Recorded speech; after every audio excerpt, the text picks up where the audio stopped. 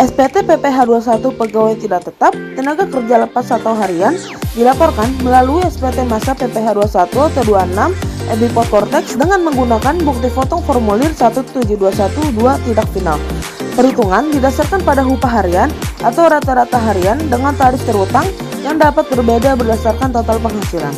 Menggunakan aturan PMK 168/2023, pelaporan pajak atas penghasilan yang diterima oleh tenaga kerja yang tidak memiliki hubungan kerja tetap tetapi menerima penghasilan secara rutin setiap bulan. Pada bagian file report ini, kita dapat melihat data pajak yang diolah di Excel dengan menggunakan template format XML yang dapat kita temukan pada web pajak.go.id yang nantinya dipakai untuk dikonversi ke format XML.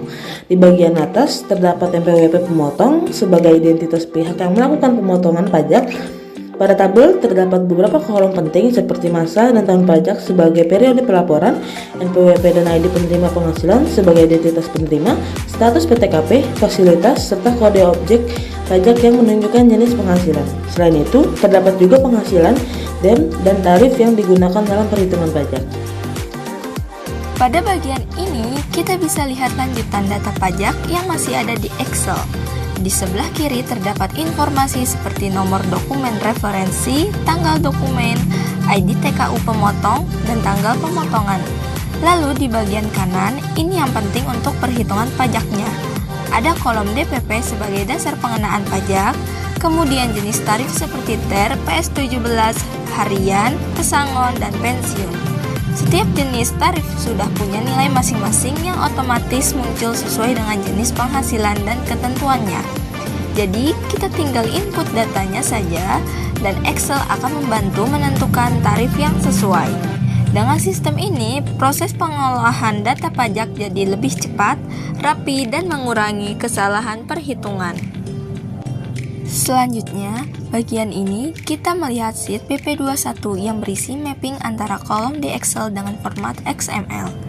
Di kolom sebelah kiri adalah nama kolom di Excel, lalu di sebelahnya adalah nama kolom yang akan digunakan di file XML. Jadi, ini berfungsi sebagai panduan supaya data yang kita input sesuai dengan format yang diminta sistem. Kemudian, ada kolom petunjuk pengisian yang menjelaskan isi dari masing-masing kolom, misalnya NPWP pemotong, masa pajak, kode objek pajak, sampai penghasilan dan tarif.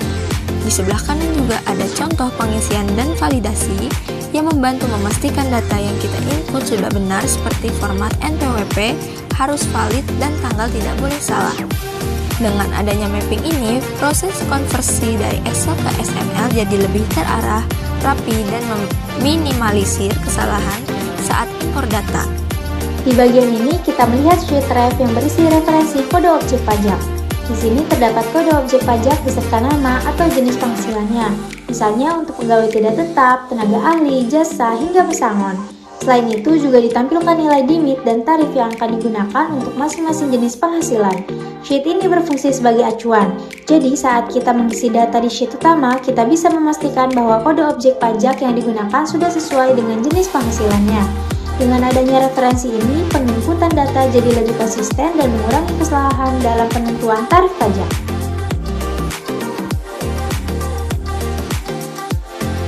Selanjutnya, kita akan mengetahui cara mengubah file Excel menjadi format XML untuk diimpor ke Cortex. Pertama, pastikan bahwa data yang sudah diisi sesuai dengan data yang teman-teman punya. Jika sudah sesuai dan lengkap, pilih ke bagian File, lalu bagian bawah sebelah kiri kita klik Option. Akan muncul pop-up seperti ini. Pilih Customize Ribbon, dan di bagian sebelah kanan klik centang pada bagian Develop dan klik OK. Setelahnya di bagian atas akan muncul menu baru yaitu Develop. Kita klik dan pencet Export. Kita beri nama file XML-nya dengan tata cara pembuatan SPT PPh21 pegawai tidak tetap bulanan. Kita ekspor lalu file XML-nya sudah tersimpan dan sudah siap untuk diimpor ke dalam sistem Cortex.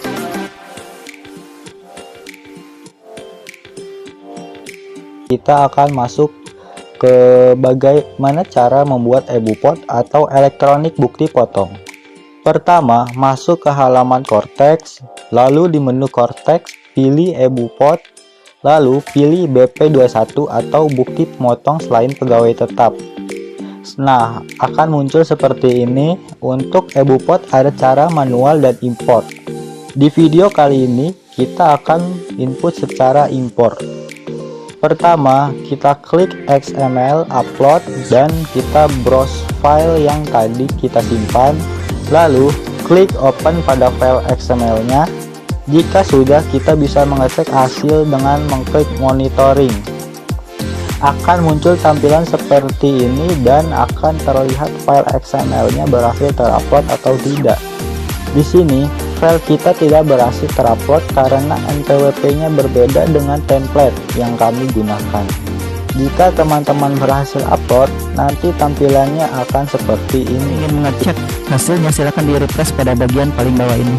Jadi kalau misalkan keterangannya berhasil, ini nggak langsung tampil. Cara untuk menampilkan datanya, silahkan diklik refresh pada bagian tombol di bawah EbuPod.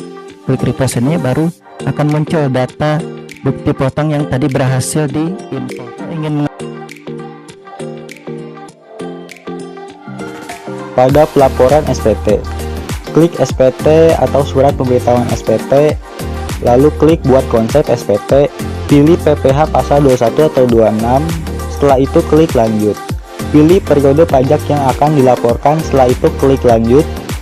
Pilih model SPT normal dan klik buat konsep SPT. Setelah itu akan muncul icon seperti tanda pensil untuk melihat dan mengecek SPT-nya. Pada bagian ini, wajib pajak hanya mengecek data bukti potong dan mengecek data kurang bayarnya. Jadi tidak ada mekanisme input pada SPT ini. Pada bagian 12, ini jenis SPT-nya periodenya sudah sesuai atau belum, kita cek. Ini sudah terisi otomatis. Pada bagian 13, ini sudah terisi identitas pemotong, terisi otomatis. Wajib pajak hanya sekedar mengecek. Pada bagian 14, wajib pajak mengecek jumlah kurang bayarnya. Jika kurang bayarnya sudah sesuai, wajib pajak bisa lanjut. Pada bagian 15, data SP2D khusus untuk instansi pemerintah. Pada bagian 16, ini untuk PPh 21 ditanggung pemerintah khusus untuk penghasilan dari IKN. Kita lanjut ke bawah. Dalam hal datanya sudah sesuai, jenis periode pajaknya sudah sesuai, dan kurang bayarnya sudah sesuai, maka pada bagian SPT induk di bagian paling bawah silakan dicentang. Lalu pilih taxpayer. Ini disesuaikan, ini sudah otomatis, lalu pilih yang angka 20. Ini sudah otomatis. Nama yang muncul di sini adalah nama sesuai dengan loginnya. Dalam hal wajib pajak, ingin nama yang bertanda tangan adalah nama direktur, maka pastikan loginnya menggunakan login direktur. Baru lanjut klik simpan konsep dan klik bayar dan lapor. Namun, perlu diinformasikan hingga saat ini menu tombol bayar dan lapor itu belum muncul. Wajib pajak hanya menunggu kapan tombol bayar dan lapornya itu sudah muncul. Seharusnya tombol bayar dan lapor akan muncul sebelum jatuh tempo pelaporan, yaitu tanggal 20 bulan berikutnya. Setelah tombol bayar dan lapor muncul, wajib pajak bisa lanjut klik bayar dan lapor. Setelah klik bayar dan lapor, wajib pajak pilih 23. Pilih kode otorasi DJP 24. Setelah itu cek nomor NIK-nya. Nomor NIK penanda tangan sudah sesuai apa belum. Setelah itu 25. Isi kata sandi atau pasparasnya. Setelah diisi pasparasnya dan dipastikan sudah sesuai, bisa diklik simpan. Pastikan ada keterangan sukses. Setelah itu klik konfirmasi tanda tangan. Setelah klik konfirmasi tanda tangan, tunggu hingga dokumen sukses. Please sign atau ada keterangan suksesnya. Setelah konfirmasi tanda tangan berhasil, wajib pajak akan menerima billing PPh 21 secara otomatis dan masuk ke menu download. Dalam hal wajib pajak tidak menerima billing PPh 21 atau tidak ada billing PPh 21 di menu download, wajib pajak bisa mengecek pada bagian dokumen ini. Jadi, pada bagian atas ini wajib pajak bisa mengecek billingnya. Silakan klik gambar kertas. Klik dokumen ini. Wajib pajak akan bisa melihat daftar billing yang baru di Create by System. Pada bagian paling atas ini, kita scroll ke kanan. Wajib pajak bisa mengunduh kode billing tersebut dan wajib pajak bisa mencetak untuk melihat masa aktif billing dalam 7 hari kerja. Jika wajib pajak menyelesaikan pembayarannya, bisa ke kantor pos, teller bank, atau secara mobile banking seperti biasa. Oke, setelah wajib pajak melakukan pembayaran SPT-nya, yang statusnya di awal itu menunggu pembayaran dalam hal SPT kurang bayar, maka pada saat yang bersamaan billing yang akan di-create by system masuk ke menu download dan SPT-nya akan masuk SPT menunggu pembayaran. Dalam hal billing tersebut telah dibayarkan. Setelah datanya sinkron, maka SPT akan berpindah ke SPT dilaporkan. Setelah dipastikan SPT-nya berpindah ke SPT dilaporkan, silahkan cek PPh pasal 21 periode pajaknya sudah sesuai apa belum. Wajib pajak bisa mendownload bukti BPN-nya atau bukti pelaporannya dan bisa mendownload PDF atau cetakan SPT masa 21-nya. Dalam hal wajib pajak sudah dipastikan sudah menerima BPN-nya atau BPN-nya sudah terbit, maka pelaporan SPT masa 21 telah selesai.